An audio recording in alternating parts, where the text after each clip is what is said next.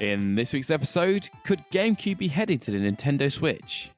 Has Microsoft run afoul of the UK's Competition and Markets Authority? And we take a look at a unique handheld that has been leaked.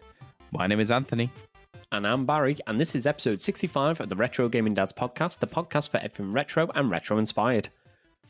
So, quite a lot of bits to go through this week, haven't we? And a lot of it's actually hardware-based. Absolutely tons. I know, which I quite enjoy. I think it's cooler. Talk about some retro hardware, I think is a lot more enjoyable. Thankfully, we haven't really been playing much this week, so there's not really much to talk about for that side of it. No, there's not. I have been playing one game rather excessively. What's that? Jet Wash Simulator. Oh, dude, I saw you playing and I thought, what the heck is he playing? Elliot came in and went, I'm watching a game. Have you got a game? It's like the one where you shoot the robots, but you don't shoot robots. You use water, and instead of robots, it's a car, and it's dirty, and you shoot the mud.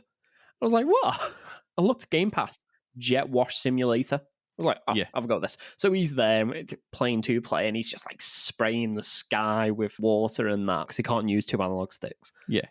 And I'm like, oh, okay. And, all right, come on, time to go to bed. And I looked, and it was 99% clean. I was like, where's that last 1%? It turned out it was a house that we were cleaning. It was behind a drain pipe, a little line of dirt. And I was like, spent about 20 minutes looking for this line of dirt. I was like, I can't leave it on 99%. I was like, I'll do one more.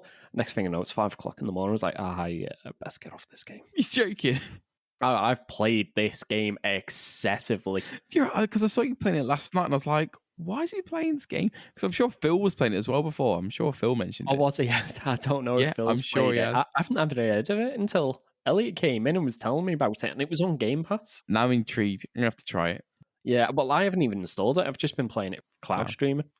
Is it online 2-player? Yeah, I'm fairly certain it is, because there's like 4-player maps as well. It depends on the map, how many players I think. Let's get watching some houses. My house is dirty. Honestly, it's actually really cathartic just going through and just it's like a Mr. Miyagi, you're spraying and going up and down, just cleaning like these big buildings or vehicles and stuff. And then you get to the end and was like, where's the last 1%? No, anyway, that's what I've been playing excessively. Well, despite you and your 1%, let's take a look into something else that might be happening though for us is Gamecube. What's going on here? Yeah. Now, this is a bit of a rumor it's been around since the Switch came out, that GameCube would be coming to Nintendo Switch. In all fairness, you can see why. Yeah, GameCube has loads of great games, and let's face it wasn't the worst selling Nintendo console, Virtual Boy, but it did have loads of great games, and a lot of those games you can't play anywhere else unless you class sticking it in your Nintendo Wii, which we don't. And the rumors have really been ramping up recently. This is one of my fondest memories of playing games on a Nintendo console. Like we spoke about last week, I did have times playing on an N64, playing some of the games on there, but it wasn't until the GameCube that I really remember and have fond memories of playing on Super Smash. It was on here where it was just where I would stay late at a friend's house playing on, just wrecking each other. Mario Kart as well, same thing. So GameCube games, I would love to play on the Switch, especially like they've done with the N64, chucking it into Nintendo Switch Online expansion. It's an easy thing that could be done. Well, the Nintendo GameCube was actually the first Nintendo console that I purchased, home console. Because I was like adamantly a Sega boy growing up. Yeah. Nintendo's so rubbish. And once Sega exited the hardware market, I was like, so I've either got Sony, who, in my eyes, were the people who killed the Sega Dreamcast. Yeah. Microsoft, I'm not going with Microsoft, look at the size of that big hunking chunk of plastic. Or the GameCube. So I was like, go on, I'll go with the GameCube. At least Sonic Adventure DX is coming out on it, and Sonic Adventure 2 Battle. I bet you wish you got the Xbox at that time. Well, no, I got the GameCube the day it came out. I'd pre-ordered it. Yeah. Went, got it. I was really happy with it. And I did get an Xbox maybe like a year or so later after I played Halo. Now, I'm going to say something and it's going to hit home with you. It's since constantly got rid of a really dirt cheap price and got rid of loads of accessories as well. Yeah. I sold my GameCube, I think it was £35. I didn't know how eBay worked properly. I had loads of games, loads of peripherals, including like a steering wheel, and that isn't the part that hurts the most. Yeah, no. If it was the GameCube and a shit ton of games, I wouldn't have been happy, but I could have lived with it. But It's the I peripherals, also isn't it? sold an ASCII keyboard. I used to play Phantasy Star Online, episodes 1 and 2, a lot on the GameCube. And I had basically a GameCube controller, but they've sawn it in half and stuck a keyboard in the middle of it. Yeah. And that's... If I'd sold that alone for £35, I'd be kicking myself, let alone a GameCube with like 40 games, a steering wheel, and then I paid postage, and I lost pretty much all the... I think I actually lost money selling it. I shouldn't have sold it. It was the first thing I'd sold on eBay. Yeah, thanks for dredging that up. I'm going to go to bed fuming tonight. Just be lying there at like 4 o'clock in the morning going, I can't believe I sold that GameCube. We're talking about GameCube and like, oh, it's it. But so I hate you. Can't believe you just brought that up. I didn't even think of that. So what sort of games do you reckon is going to be coming to the Switch if it does come? Well, bear in mind, everything here is rumours. Nothing's been confirmed. Oh, yeah. So with Tokyo Game Show starting on the 17th of September, the rumours are that Nintendo will go do a direct on the 16th. Oh, so just over a week. Yes, and there's 2 lots of rumours. One is it's going to be a very GameCube-focused show. Okay. And the other is it's going to be very Zelda-focused. What, do you reckon we're going to have a bit more information about Breath of the Wild 2? Well, yeah, Breath of the Wild 2, but I very much doubt they'll go, Breath of the Wild 2, it's out in November, surprise. Yeah. They're saying that there's going to actually be a re-release of Legend of Zelda Wind Waker HD and Twilight Princess HD, but they're going to be bundled into one game. Oh, it's a Switch game? The reason for putting them in a double pack is so that it can hold Legend of Zelda fans over until Breath of the Wild 2 comes out next year or whenever it is. I think that's a good shout to do. I would like to dig my teeth into more of a Zelda game. After finishing Breath of the Wild, I was a bit like, oh, that's it. And at the minute, I'm actually trying to look for a Switch game that I can play in the meantime, because it's going to sound strange. You're going to be like, what the heck? Pokemon's I've kind of lost the spark for Pokemon.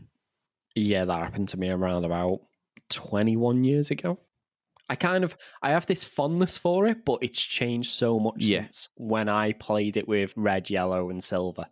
I think, if I'm honest, if there's like achievements in it, I'll be drawn back. Like, okay, got to get this achievement, got to get this milestone. If there's some sort of milestones or something there. I play Solitaire because Solitaire has achievements in it. In all fairness, so do I on my phone. If there's different milestones, it'd be different. And I do kind of wish that the Switch had something similar.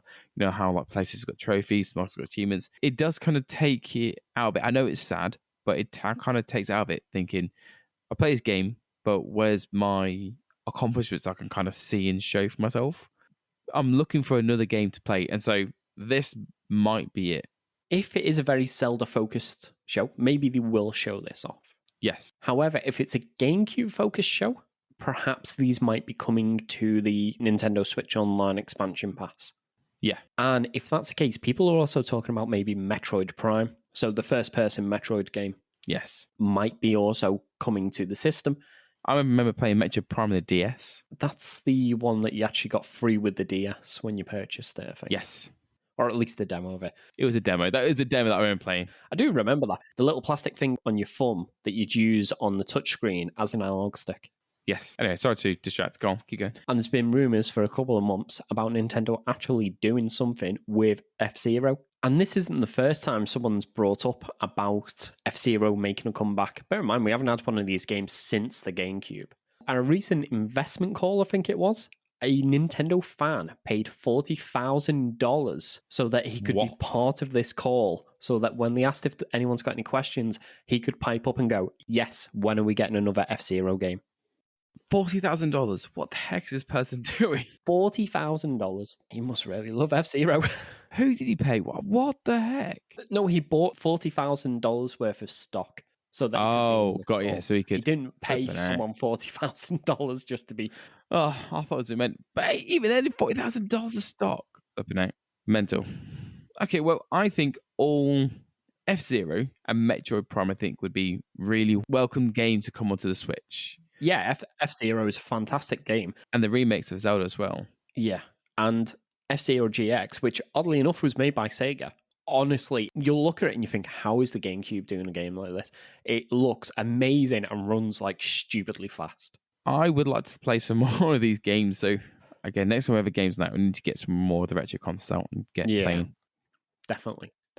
So, I guess keep listening out and wait for the 16th, which is next Friday. Yes, next Friday, and Tokyo Game Show starts next Saturday. So next Friday, listen to Nintendo Direct. Hopefully we'll hear some more about these games that have been rumoured. Also about GameCube coming in. Because I reckon there's a heck of a lot of games on the GameCube that people want to play. Unfortunately, we'll be in the expansion pass, so you will have to pay for it. That's if it's in the expansion pass. Yeah. So we don't even know if there's a Nintendo Direct at this point. If there is, and they announce these, we don't know whether they'll announce them as standalone releases or they'll be bundled into the expansion pass. I've got fingers crossed. Yeah, these are all just rumours. It's just rumours that seem to come around very regularly at the moment and might have something behind them. We'll find out in a week or so. However, that nut job we paid $40,000 for that stock to get into court is it's a nut job. While we've just been talking about something by Sega that moves very quickly, should we talk about Sonic Frontiers? Yeah, honestly, it's still every single open episode. It's not my fault that there's been multiple Sonic games and movies that have been released recently. At least you know that you can never, ever comment about me in Pokemon again. Tell you what, at the end of the year, when we do our yearly recap, do you want me to go through and see how many times Pokemon was mentioned? Yeah. How many episodes mentioned Pokemon and how many episodes mentioned Sonic? Yes, I do. And then how many episodes you had in total? That way you'll have some validation. Exactly. We can prove to the listeners how often it's happened. Yeah. In all fairness, the trailer looks fantastic. I must admit, every time I see a new trailer for this, it looks better. I'm still not keen on grind rails just floating in midair. It still puts you off how much this looks like New Genesis? Yes. I was watching it, I'm like, it's just New Genesis. It's just this New Genesis map, just with Sonic on it. Yeah. I like the look, the way it flicks between open world and linear quite often. There's one point he's running around, he jumps into a platform, it then flicked to like a bit of a linear, so you tracked and saw it as it's going up, and then flicked again from behind. So it was quite free flowing, it looked like. Yeah, so I think as you explore in the open world, in true like sort of Metroidvania style, I think you can actually open new routes which will let you get around the island a lot faster. On top of that, you've still also got the actual linear stages, which are the cyberspace stages, where it's like taking old stages or reference from them and making a more traditional Sonic 3D tile. Yes. Not gonna lie, I was impressed with the way it looks. It really has drawn my eye into it. It looks a lot better, and although I don't really play a Sonic game for the story seems significantly better than Sonic Forces, which was absolute garbage. You still got your favourite song, though?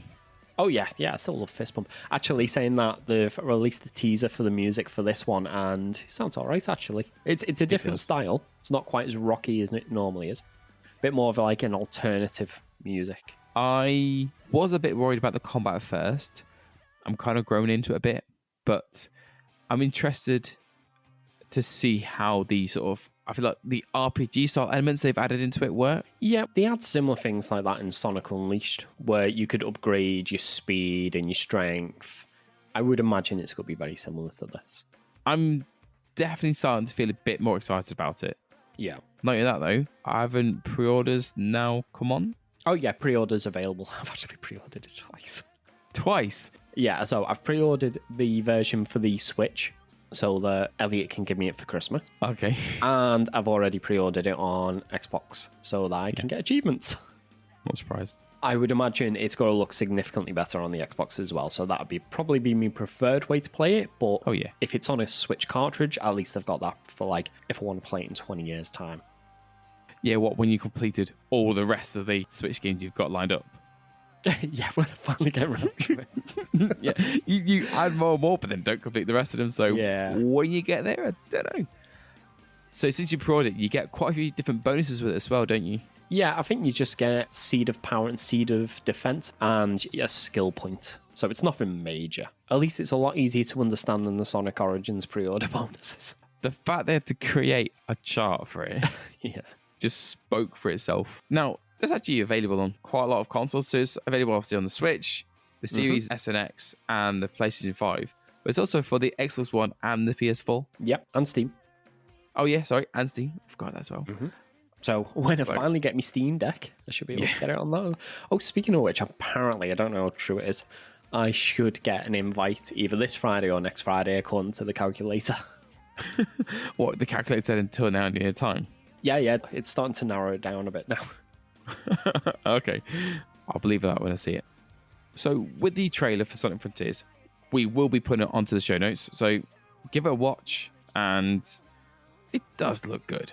It's looking better than when IGN first shown it, and it was like, looks like someone's doing a tech demo or something. It was very underwhelming. I think they must have just had a really bad slice of the game to show. Everyone's like, oh god, this game looks awful, and it's supposed to be out in like 6 months. Yeah. And now you're looking like, oh, actually, it looks like it might even be finished. I'm excited. I've pre-ordered it twice. If we get my Steam Deck, might get it a third time. Or if I'm going to play it on the Xbox, I do want to use a nice controller.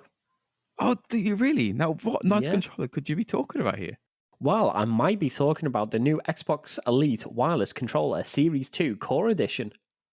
Nice, short, snappy name, though. Yeah, very rolls off the tongue. Now, Microsoft actually announced this today when we're recording this podcast. And essentially all it is the Xbox Elite Series 2 controller in white, and you don't get anything with it. No offense, that's a massive issue. No, well, it's not for me. I've got so many pieces. Well, yeah, that's very true. Broken Elite controller. Sorry, so you're telling me if I get this one, I can nab some of your pieces? So they have reduced the price. So they've knocked it down to £114.99 and $129.99. So you don't get any of the peripherals. Now, if you've got a Elite controller already, they can be used across. So if anything, it's definitely one for people who already own an original Elite controller to go for. Yeah, and let's face it, most people who own an original Elite controller, it's fallen apart and they need to buy a new one. They're not using it already because the grips are coming off and it's going to happen again anyway. So do we really want to buy this thing? I have a white Elite controller, the original one, that I have not used because I am scared of it falling apart again. I don't get how it comes apart so easily. 3 controllers Microsoft have replaced. I think it's mental. Yep, even Phil's has done the exact same thing.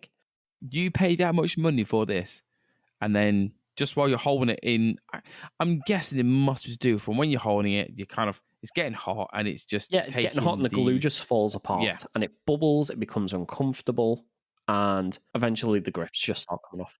Well, I've seen it on yours and it makes you sad, if I'm honest. Yeah, I had two swaps on my black controller. Then I bought the white one and that came out like a year later. And I had that literally about 2 months and it started doing it. So I sent it straight off to Microsoft. They sent me a replacement and I haven't used the replacement. So do you think it'll do the same with this, or do you reckon maybe they've kind of fixed it? I don't know. So I'm actually looking at one now. What about your normal Series 2 controller? This is the Series 2 I'm looking at now. Yeah. And the grips, they do look different, but I'm not confident that it won't happen again. I definitely research it online and double check. This is the one that I got with the Series S. Yeah, and it's all embedded within the plastic. Yeah, exactly. Yeah. So I would much rather this controller, instead of having a rubberized grip, which, it feels nicer. It definitely does feel nicer. But I would rather have textured plastic. Yeah. So let's just hope it doesn't fall apart. Yes. One thing that I am a little bit more excited about, because basically this is, it's in white now and you don't get any stuff and it's cheaper. Yeah. By the looks of it, it looks like it's the lower profile analog sticks. It might be the medium ones, I can't quite tell. And the disc D-pad, which is the best D-pad, in my opinion. I absolutely love that D-pad. Because it helps you do the diagonals in fighting. It's so easy for like a fighting game to roll through to do like a Hadouken. Yeah. Now, the bits that you don't get any replacement analog sticks or any replacement D-pads or the back triggers. you need to buy them separately. You also don't get a case or the charging stand that's built into the case of the more expensive one. Okay. But you can buy a pack that comes with all the other bits that you don't get in it, and I think that's $54.99 it is. You might as well just buy the Series 2 controller if that's the case. Yes, at that point you may as well just buy the normal Series 2 and get everything in one box. However, if you just want the controller, I'm not being funny, you can go online and get aftermarket parts very, very cheap. I think this is a good controller to look at.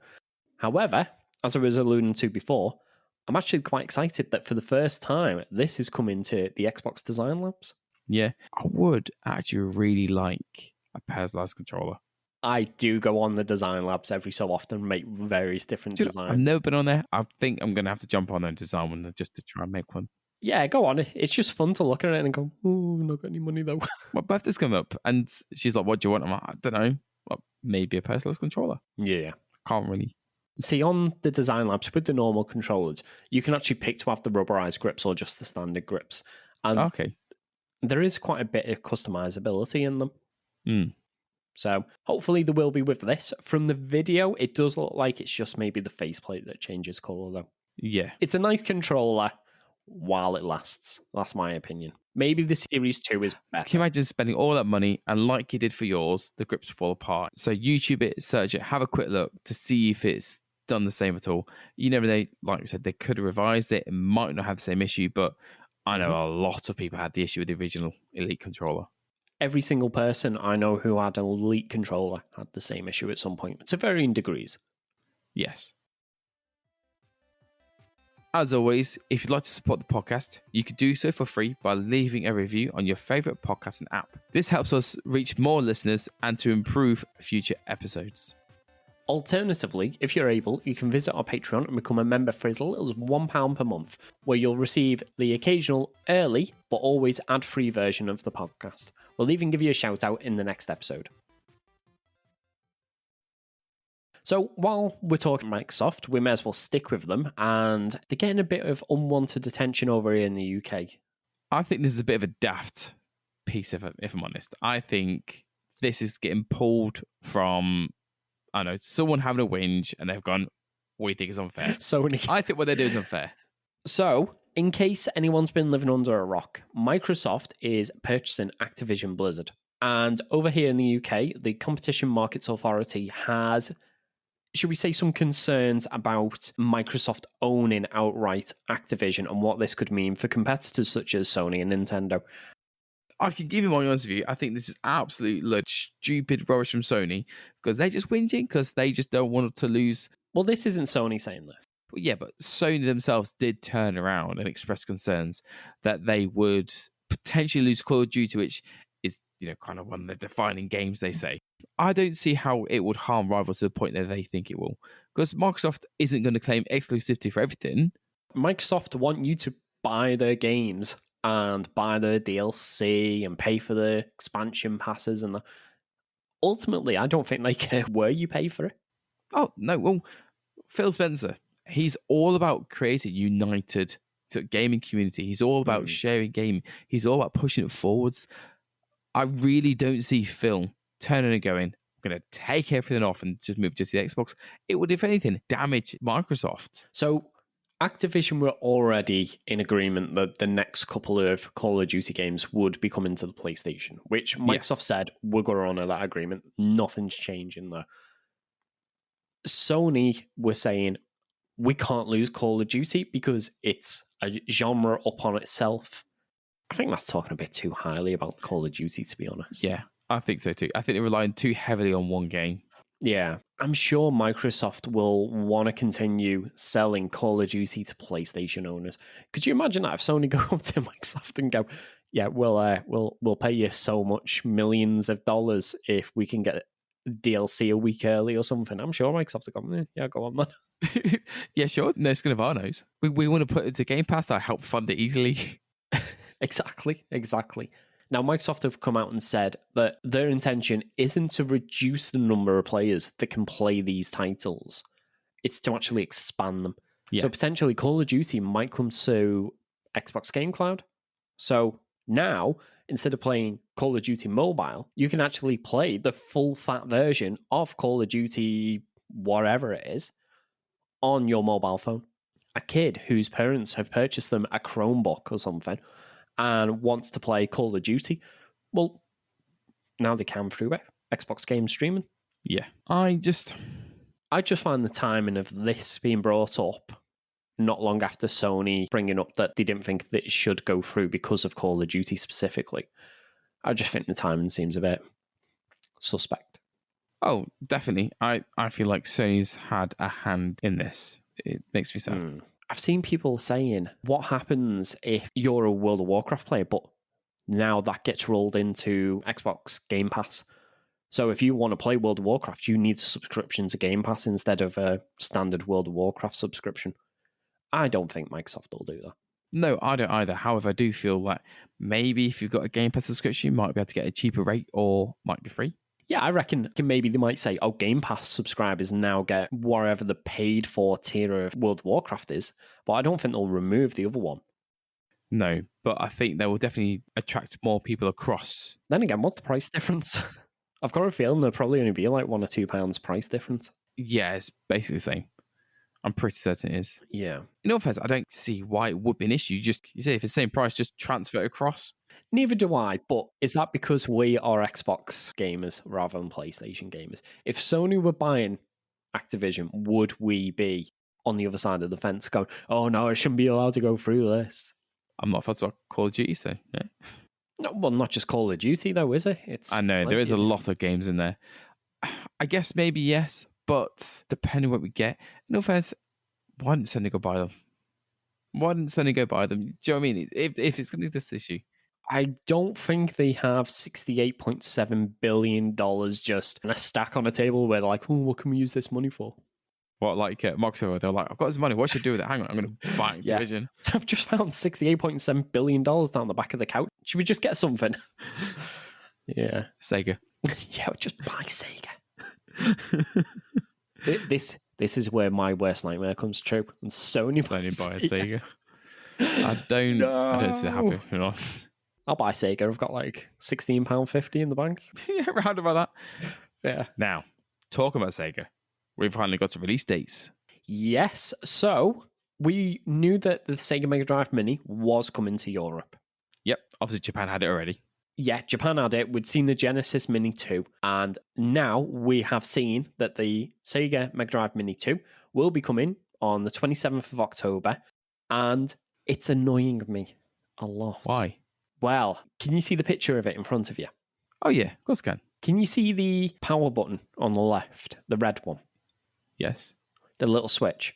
Yes. The Mega Drive never had a switch.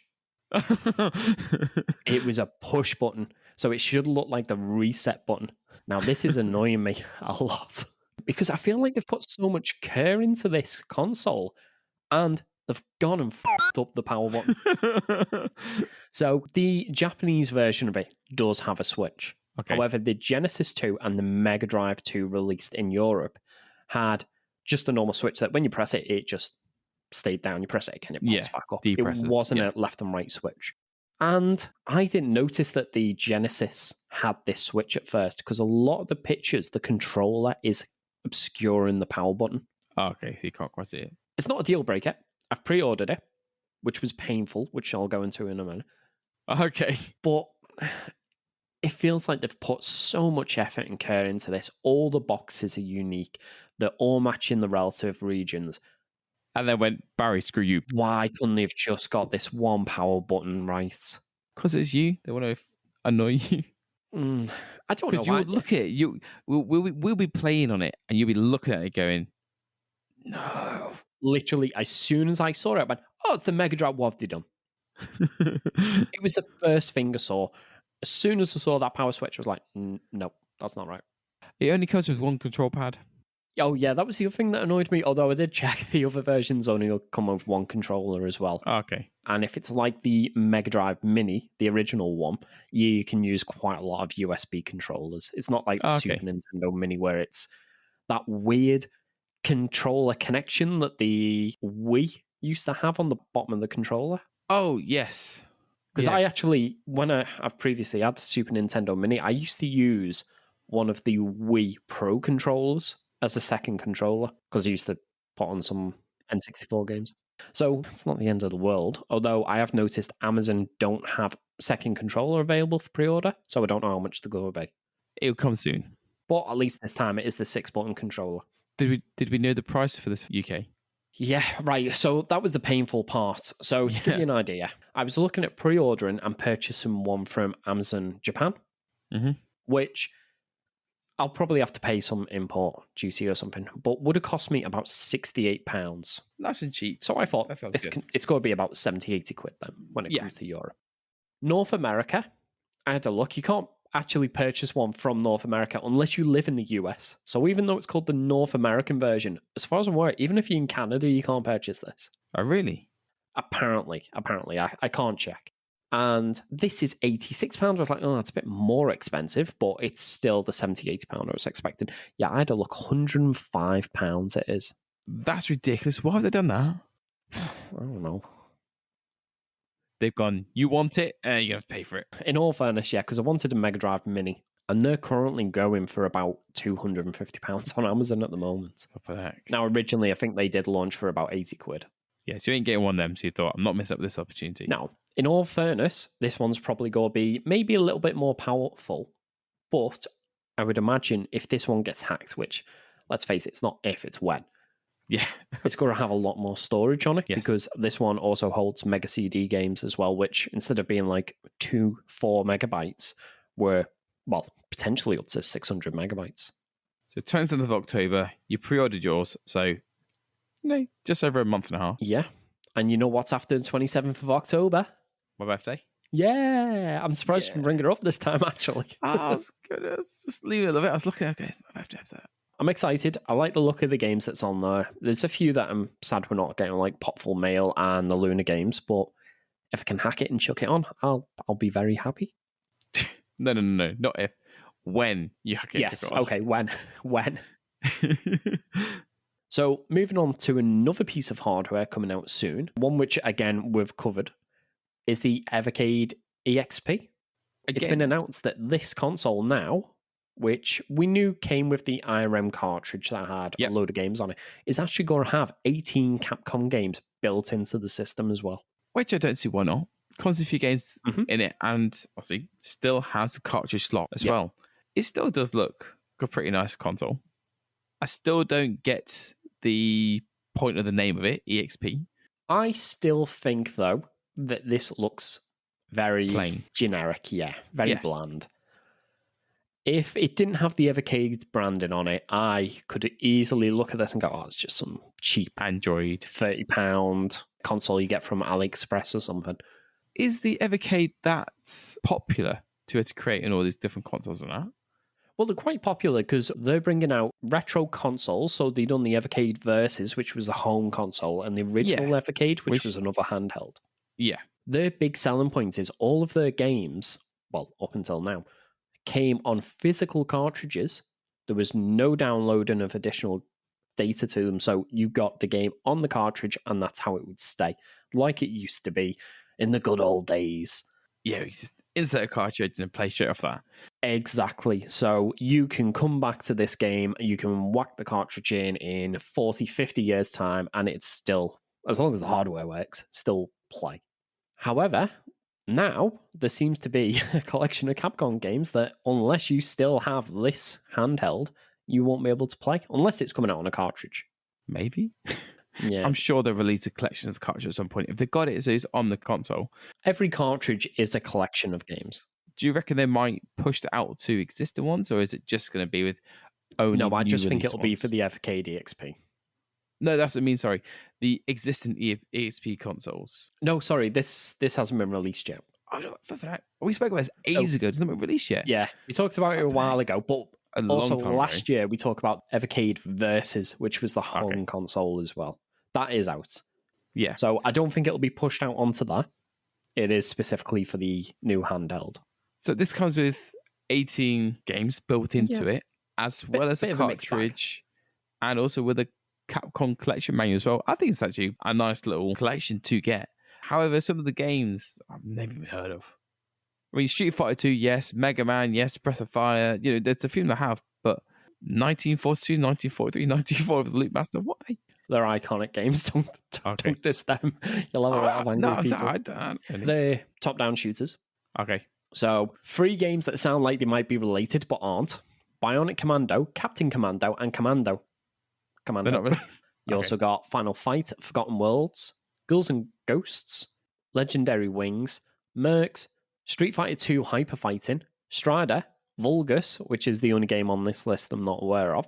Then you get some home console titles. So you get Mega Man and Mega Man 2, which, as far as I'm aware, Mega Man 2 is very fondly remembered. Mega Man X, which I quite enjoyed. And Breath of Fire, which is a random RPG in a collection full of arcade titles and action platforms. So what do you think to it? Do you reckon that is a smart move, putting some games pre-built into the console? I would have preferred it. In all fairness, I'm not going to buy one of these. Yeah. I think a lot of people would have probably preferred it. I know I would have if I was getting one. It to have been on a cartridge, a second cartridge. Okay. It's definitely something that will entice a lot of people to go out and buy one, though. Don't know. Maybe if it ever see really dirt cheap, maybe possibly. But even then, if you walked to a Castroverse and saw that for 20 quid. Oh yeah. Obviously, if that was the case, but at 100 odd quid, I can't remember the price off the top of my head. I don't think I'd be purchasing one. I don't even know if I'd purchase one if I saw it for like 50, 60 quid, to be honest. Yeah, you'll. I think it depends. It depends. It's something that I've not got a want to go out and buy. Yeah, I wouldn't be surprised if you was to walk into Castroverse and see it dirt cheap, because sometimes they don't even know what they've got. If I'm honest, no, absolutely not. No clue. Saying that, although this isn't something that interests me a lot, it's something I do like seeing, and I think is very good for the retro gaming market. Oh yeah, it's definitely a way to keep the retro gaming alive and keep going, and it's a good way to introduce younger generations to it as well, because the handheld console, so there's more chance of them playing it out and about and stuff like that. Yeah, I think these are fantastic things. It's just, unfortunately, I'm not the target audience for them. No. So I just don't want anyone thinking that I'm dismissing it or anything. I'm not. It's just not our cup of tea. Now, talking about a handheld that come with loads of games bundled in to a handheld that seemingly doesn't actually play anything. Just comes with nothing. Yeah. Logitech. They've had a leak. A leak for a new handheld console. Yes. Which I think looks like a Switch. Realistically, does anything not look like a Switch if it's got a screen in the middle and controls on either side? Well, I think it's because of the thumbstick placement. In no offense saying that, it's the same as the Xbox controller, but... Now, this is a bit of an interesting one. There are some leaked images for the handheld console. Someone called Evan Bass leaked them on, and then got very quickly taken down by a DMCA strike. So, kind of makes you think this is true. Yeah. Nothing says this is legitimate than the company going, no, take it down right now. But it is a bit of a letdown, if I'm honest, though, looking at it. Yeah, we don't know an awful lot about it at the moment. I have heard that Xbox was making a gaming console and that they were talking to Tencent and Logitech, and this appears to be it. Really? I'm not sure if it's Android powered. I'm assuming so because one of the images actually shows the Google Play icon on it. I was about to say. It seems like a very middling mobile phone sort of spec on the device. It's running a Snapdragon 720, which I believe was a fairly unremarkable chip from 3 years ago. Yeah. Only 4 gig of RAM. Well, in all fairness, same as the Switch. I know, but if this is... So this is set to be a streaming only console. 4 gig of RAM, I'm not really sure it's going to run well. Yeah, rather than playing games locally, it's supposed to be streaming. So apparently they've been working with Microsoft to integrate Xbox game streaming into it, as well as, by the looks of it, other providers. Looking at the images and kind of seeing from what we have seen, it looks like it's going to be including the Steam library, the Xbox Game Pass. It will only be streaming, so there's not that much freedom, I guess. It depends. If they start adding more services onto it, that's going to be great. I don't know if this is going to be able to take a SIM card and connect to a cellular network, which is going to limit where you can use it. Yeah. Now, with the specs as you were just alluding to before, it's Snapdragon 720, which seems woefully underpowered nowadays. Only 4 gig of RAM, However, the thing that really got me for a streaming dedicated device is it's not got Wi-Fi 6. Yeah, it's really going to hamper it. Yeah, so this is running Wi-Fi 5. It's probably going to work, but you want to give it the best chance. Now, we don't know the true stats. This just could be what we've seen. Well, this device is actually popping up on a lot of benchmarking sites. Oh, is it? And has been popping up for a little while. So I think the specs are relatively spot on, not unless they decide to make any changes to it just before release. And we don't even know when this is getting released or if it's getting released. Yeah. Although these images seem very like production ready, don't they? Yeah. As if they're what they'd show on a website when you're purchasing it. Again, like the Evercade, I feel like this just looks very plain. Do you know what? I actually quite like it with the, is it yellow? Yeah, yellow. Yellow accents, white, black, and yellow. I don't hate it. Not sure on it. Definitely isn't one that I would be interested in picking up either, if I'm honest. Unless they improved... I would consider if it was like 150 quid. Well, unless they improved the specs. Because I don't want to get something and be let down by it. Yeah. I don't think the specs itself are too vital if it's streaming most things. The thing that gave me most concern out of those specs was the Wi-Fi. I don't know. I guess we'll see more when it comes to it. I'm kind of hoping that the pricing possibly would be between 140 to 180. That's kind of the range I'd expect. Yeah, I think this definitely needs to be cheap at...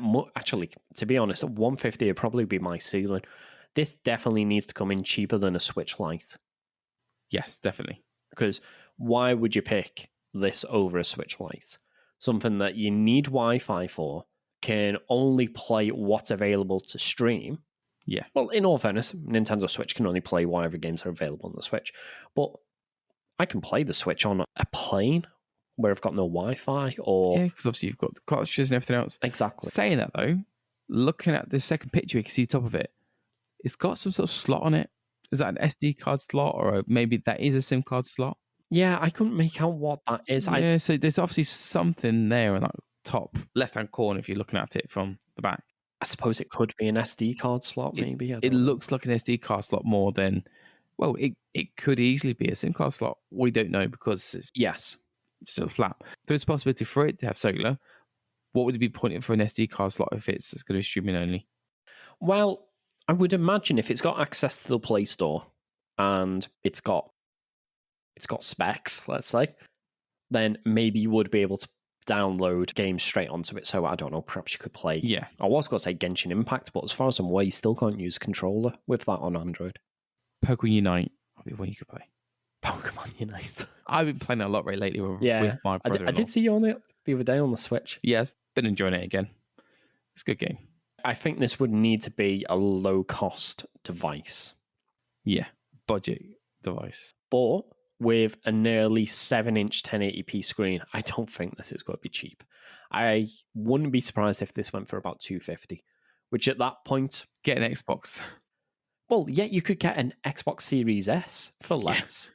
You could get a Switch for less. At that point, what is the point? Or just buy a controller for your phone and that you're done. Exactly. Now, from past experience with those sort of controllers for the phones, though, they tend to be overpriced. I know.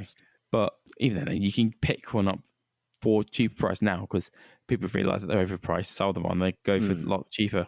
So you can pick one up secondhand. Maybe if this is cheap and it does run Android, then maybe it could be a good little emulation console. When you buy it, I'll come around and try yours out and see how I feel about it. I ain't buying this. Let's face it, if it's £150, you're buying it. I don't know.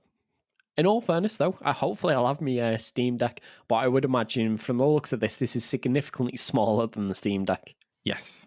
And from personal experience, probably a hell of a lot quieter. Oh, yeah. You're not going to hear some detail time.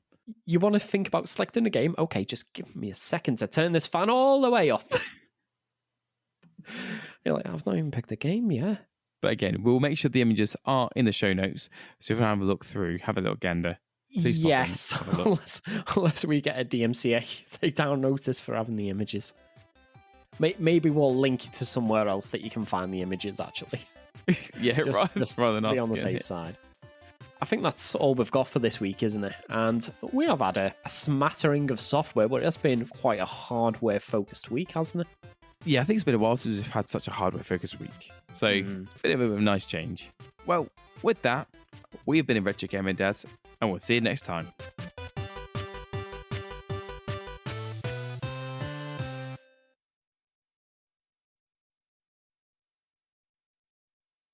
Yeah, and that would be, to hold over Legend of Zelda flans. Yeah, they're very jelly bunch, them.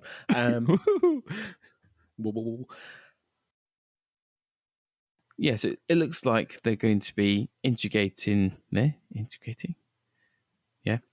Looks like they're going to be integrating along with the Steam library. You said Xbox. it again. Integrate. Is it integrated? Integrating. Yeah, integrated. Including. There you go. Looking at it, it looks like it's going to be including